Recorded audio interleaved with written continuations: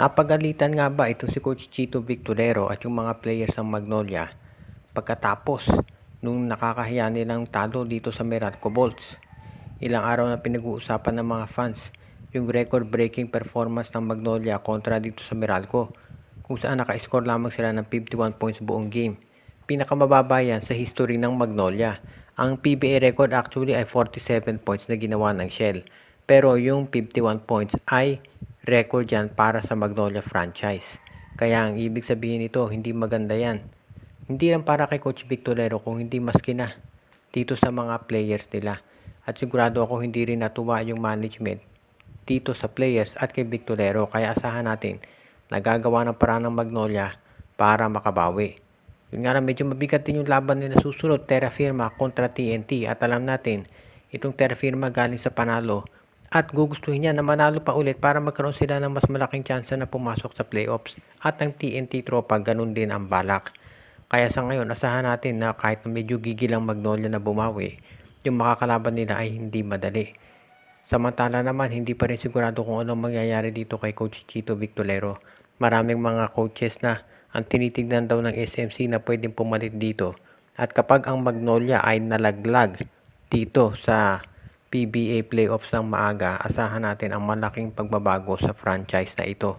Dahil sabihin man natin na paborito talaga ang SMB at Ginebra, hindi pa rin papayag ang SMC na itong Magnolia ay basta na lamang ma-eliminate, lalo na at kagagaling lamang sa finals. Dahil syempre may pressure din dyan, aware ang SMC dito sa mga comments sa social media. Kaya siguradong gagawa yan ng paraan para ma-improve ang lineup ng Magnolia, at kung kinakailangan palitan yung coach, ito ay kanila rin gagawin para sa ikabubuti ng team. Ang balita natin ngayon tungkol dito sa Barangay Ginebra ay mukhang itong si Aljon Mariano ay handa na nilang dalhin dito sa ibang team, either sa Terra Firma o sa Northport Batang Pier. At ang baka maging kapalit nito ay isang future first round o second round pick. Baka maisama na rin daw dyan itong si Bon Pesumal at itong si Jason David.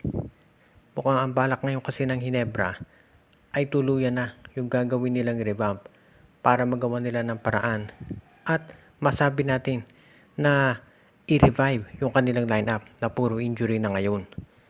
Sa kasalukuyan kasi yung posisyon ni Mariano inookupa na nitong si Ralph Koo, na alam natin mas bata pa at mahusay din sa opensa, at syempre sa pagbabalik ni Jamie Malonzo. Pero sa kasalukuyan mukhang wala na talagang lugar itong si Aljon Mariano. Tandaan natin, ito si Jared Dillinger, at ito si Jared Dillinger ay isa ng unrestricted free agent. So malamang ito si Aljon Mariano ay ganun na gagawin ng Ginebra, o di kaya naman ay iti-trade para makakuha sila ng kapalit. Samantala naman itong si Bon Pesumal malamang masama na rin dyan, at itong si Jason David. Si Jason David nagpapakita ng potensyal, pero mukhang kinakailangan ng Ginebra ng mga trade assets para mas papalakas yung kanilang lineup, lalo na at mapapalapit na itong playoffs. Siyempre wala nang trade ngayon dahil tapos na yung deadline, pero mayroong mga malalaking trades na nakahanda na gagawin pa rin, at ito ay magte-take effect sa next season o next conference. Kaya abangan natin yan.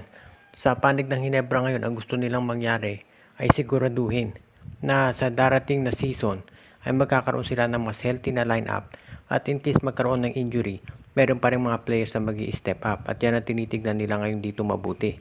Kaya abangan natin kung anong mga teams ang pwedeng puntahan ni Aljon Mariano. Posible kaya na itong si Chot Reyes ay bumalik dito sa Gilas, Pilipinas. Mukhang ang lumalabas kasi mga reports ay ito si Chot ay pinagmamasdan mabuti yung development nitong Gilas, Pilipinas sa ilalim ni Coach Tim Cone, at ngayon ay tinitignan niya yung posibilidad na bumalik dito. Hindi pa natin malaman kung anong capacity ang gusto niya, kung head coach o team manager, team consultant. Pero mukha daw interesado ito si Chot Reyes na bumalik sa Gilas. Alam natin lahat na medyo nabatikos ito si Coach Chot nung siya ang nagpapalakas sa Gilas dahil hindi naging maganda performance ng team natin.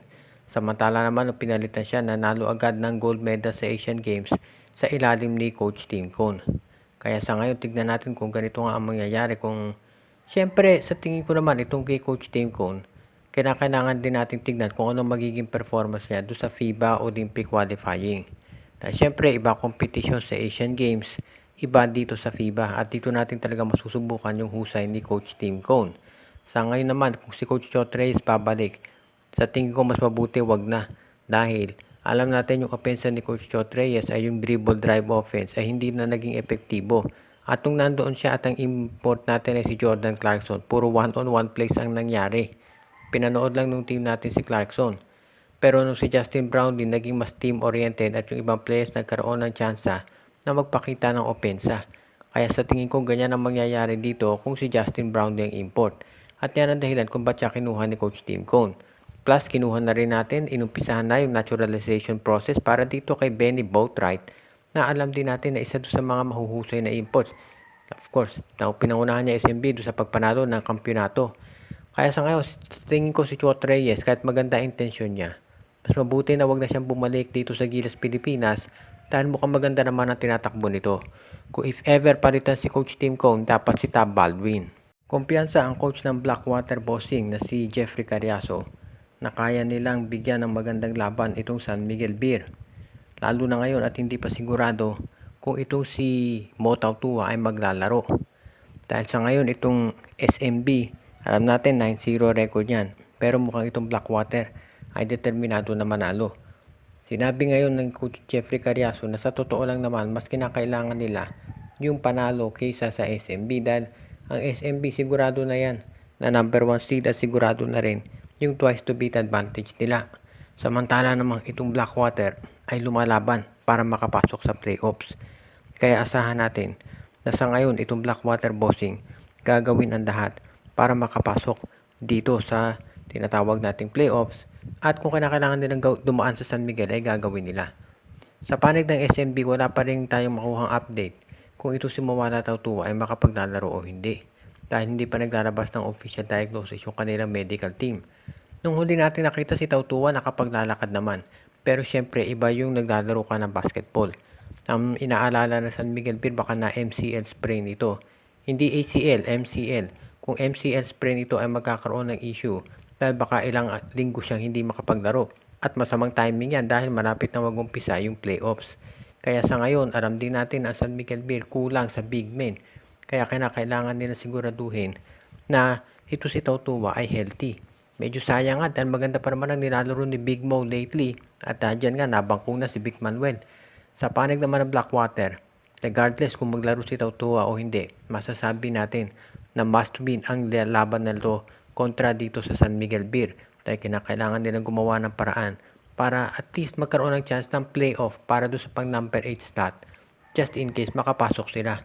So sigurado na nagigibigyan daw ng magandang laban na Blackwater. Shout out kay Donel Santiago, RG Bueno at Nalina family, kay Judy, Edwina, Shaina, Carl Jaira at Jonah Villarosa, Carl Alarcos, kay Ronald Barbosidad, Jonel Alagon at Celino Valles family, JJ Sibum, Edwin Carmona Jr., Ireneo Salangsang, kay Romeo Conchada, Jonald Malyari, binabati din natin si Ireneo Salangsang, pati na rin si Reden, Elena, Laila at Bonbon Lansang, Jason Mendoza, Enju, Dexter Domer, Michael D, Alexis Teterala, Anthony Alon, Junjun, Angie, Patpat at B-Boy Matas, Kuya Mike TV, John Mark Cantos, John Ray Mark Escuela, Katsakino Dukusing, Joshua Giray, Espejo at Rosales family at ang iba pa nating taga-subaybay.